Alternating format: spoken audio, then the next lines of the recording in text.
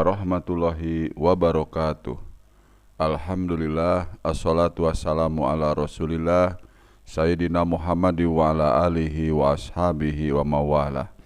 Amma ba'du, faya ayuhal hadirun ittaqullaha la'allakum tuflihun. Pada kesempatan ini, marilah teman-teman kita membahas tentang doi menre dalam perkawinan di Bugis. Doi menre berasal dari dua kata. Doi dalam bahasa Bugisnya berarti uang, dan menre berarti naik. Nama kedua kata ini mempunyai arti tersendiri. Doi dalam bahasa Bugis biasanya diidentikan dengan harta yang berharga. Jadi uang dalam kata tersebut adalah benda yang dapat diuangkan. Jadi ada kalanya sepetak tanah dan ada kalanya sepetak sawah, kebun, atau bahkan hewan peliharaan seperti sapi atau kuda. Sedang menre adalah naik. Naik dalam bahasa Bugis bisa juga berarti tupu atau menre. Tetapi dipakai kata menre, sebab kata menre biasa dikategorikan sebagai kata kiasan. Sedang tupu dalam bahasa Bugis berarti sarih. Menre dalam pengertian di sini adalah pihak laki-laki dengan membawa segenap harta benda berniat untuk meminang perempuan yang dicintainya. Uang naik ini biasanya disebut dengan doi belanca. Banyak dan sedikitnya doi menre yang diserahkan oleh pihak mempelai mempunyai pengaruh dalam stratifikasi sosial bagi orang yang akan menikah, bagi masyarakat di desa Simbur Naik. Banyaknya doi menre sangatlah berpengaruh terhadap martabat seseorang yang dilamar, dan hal ini erat sekali kaitannya dengan masalah siri atau identifikasi sosial masyarakat Bugis. Dan pada dasarnya doi menre adalah bantuan pelaksanaan walimatul urus dari pihak laki-laki kepada pihak perempuan. Itu semua adalah unsur kesengajaan bagi dua belah pihak dan merupakan hal yang sudah disepakati bagi dua belah pihak dan juga sudah menjadi tradisi atau adat setempat. Akan tetapi tidak menutup kemungkinan dari pihak perempuan ada unsur-unsur yang lain sehingga memberatkan bagi pihak laki-laki untuk menikahi pihak perempuan tersebut. Contohnya, karena pihak perempuan tidak suka dengan pihak laki-laki untuk menjadi suami bagi anaknya, atau anaknya tidak menyukai laki-laki tersebut, maka ditetapkanlah uang belanja atau uang hantaran tersebut dengan setinggi-tingginya supaya pihak laki-laki mundur dari niatnya untuk melamar perempuan tersebut.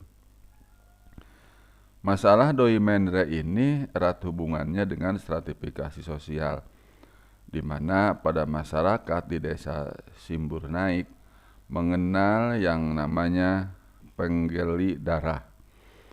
Penggeli darah adalah sebuah istilah yang melekat sampai sekarang, yang berarti bahwa seseorang yang mempunyai stratifikasi sosial yang rendah ingin menikahi wanita yang lebih tinggi stratifikasi sosialnya.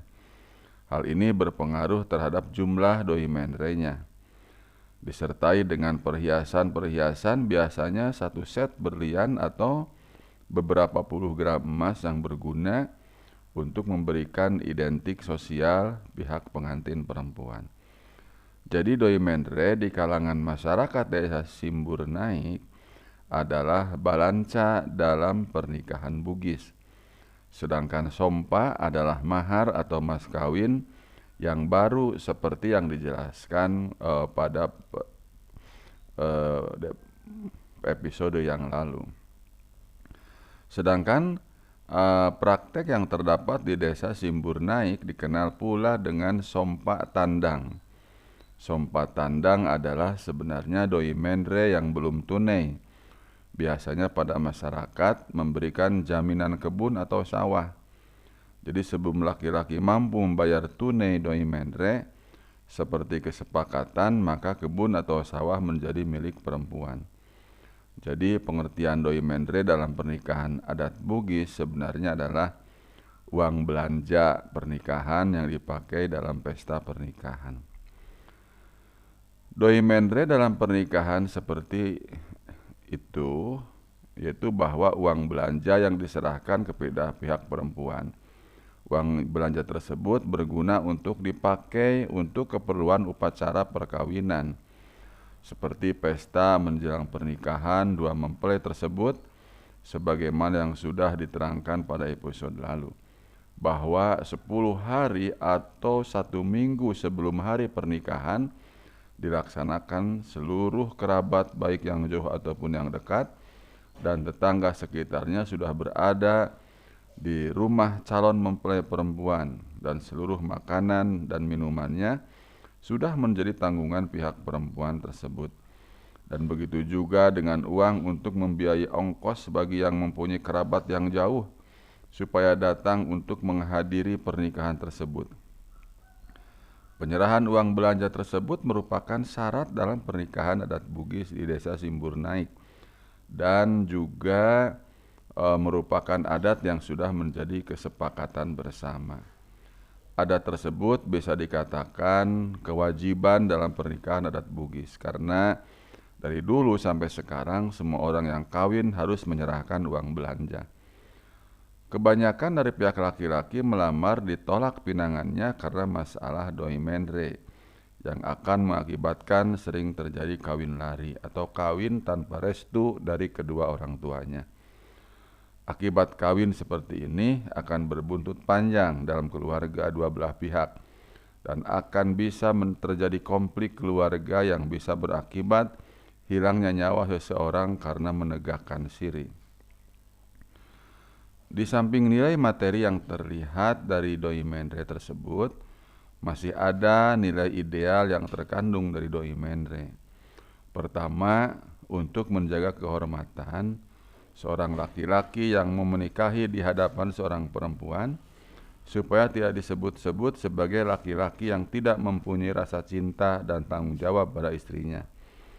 Dalam kebutuhan sehari-hari, baik kebutuhan rumah tangga dan juga kebutuhan istrinya, dan juga tidak mau dibilang laki-laki pengangguran alias numpang makan tidur, tidak mau memperhatikan istrinya.